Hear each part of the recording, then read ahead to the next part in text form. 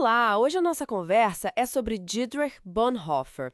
Ele foi um teólogo alemão, nasceu em 1906 e viveu assim num dos períodos mais intensos do século XX, né? Exato. E a família dele já tinha um peso intelectual grande.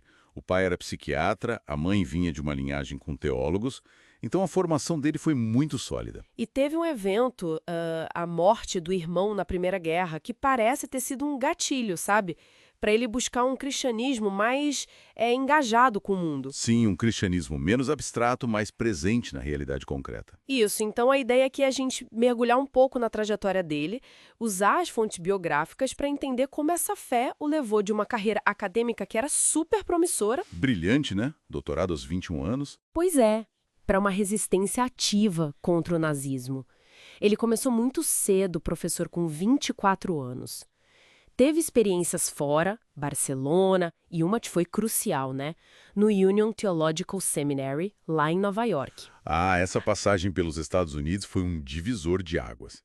É interessante porque, assim, ele até criticou algumas coisas da teologia liberal de lá. Uhum. Mas o contato com a comunidade negra, especialmente no Harlem, e com o evangelho social, aquela ideia de que a fé tem que se meter nos problemas sociais, sabe? Uhum. Isso bateu forte nele. Entendi. Solidificou essa visão de que ser cristão não é só acreditar, é agir, lutar por justiça, por solidariedade. Uma responsabilidade mesmo. E aí ele volta para a Alemanha, foi lecionar em Berlim, ordenado pastor em 31, e ele não perdeu tempo, né? Logo começou a bater de frente com a influência nazista que crescia. Desde cedo, antes mesmo de Hitler tomar o poder completamente, ele já alertava. Falava de um messianismo político. Tipo, essa idolatria do Führer que estava distorcendo a fé cristã. E isso o levou para a igreja confessante, claro. Naturalmente, era um núcleo de resistência dentro da igreja protestante contra essa cooptação pelo regime, né? Contra os tais cristãos alemães, que queriam alinhar tudo com a ideologia nazista, inclusive o racismo. E nesse contexto de resistência surge Finkenwalde, o seminário clandestino que ele liderou a partir de 35. Exato. E Finkenwalde era mais que um lugar de estudo teológico, era uma comunidade intensa. Oração, disciplina, vida compartilhada. Era um modelo de vida cristã em templos sombrios. E foi ali que nasceu Discipulado, o livro, Nachfolge. Isso, Nachfolge, uma obra fundamental. Ali, ele contrasta o que chamou de graça barata, que é essa fé passiva, conformista, que não exige nada, sabe? Com a graça custosa. A graça que tem um preço. Exatamente, que exige obediência, renúncia, disposição para sofrer se for preciso pelo evangelho. Era uma crítica direta à complacência de parte da igreja alemã diante do nazismo.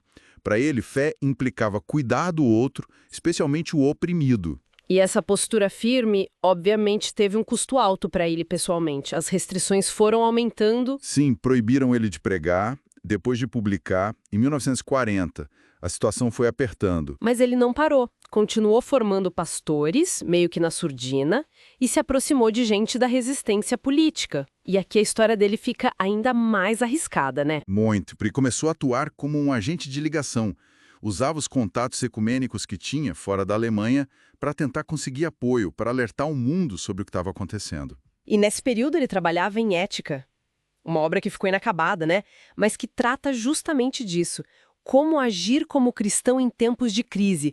Qual o limite entre a verdade e a responsabilidade? Questões pesadíssimas. Questões que ele vivia na pele. E esse envolvimento com a resistência, mesmo que indireto, nos planos mais radicais de atentado, acabou levando à prisão dele em abril de 43. Nossa. Passou os 2 últimos anos em diferentes prisões.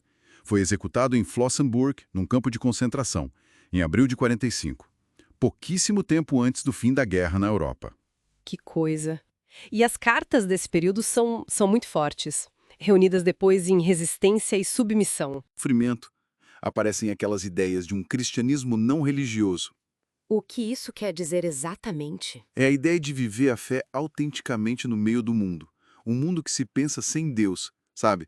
Encontrar Deus não apesar do sofrimento, mas no sofrimento. Sem fugir por uma espiritualidade que ignora a dureza da vida. Uma fé encarnada, então. Totalmente. Pouco antes de morrer, ele disse para um outro prisioneiro algo como: "Este é o fim para mim, o começo da vida." Impressionante. Uau! É. O legado dele é imenso. Ele é visto como mártir, claro, mas talvez a força maior seja essa voz profética, né, que insiste que fé de verdade não se separa da ação corajosa no mundo. Exato. A teologia dele foca muito em Cristo presente no sofrimento humano. E isso exige um engajamento que vai além do discurso. Ser fiel ao evangelho para ele era carregar a cruz, com discernimento, com coragem, mesmo sabendo do custo. Perfeito. A jornada dele é essa mesmo, do intelectual para o resistente. E o motor disso foi essa compreensão radical da graça custosa. A vida dele é um tapa na cara de qualquer tentativa de conciliar fé com injustiça, com conformismo. Uhum. Mostra uma fé que se prova na ação, mesmo quando o risco é a própria vida. Isso faz a gente pensar muito sobre o que é de fato o testemunho cristão, né? Principalmente quando tomar partido tem um preço alto. Tá pra gente pensar, né? Como viver a fé hoje com autenticidade, com responsabilidade, no meio das nossas crises, dos nossos dilemas morais, sem cair em respostas fáceis ou numa espiritualidade que meio que se isola do mundo.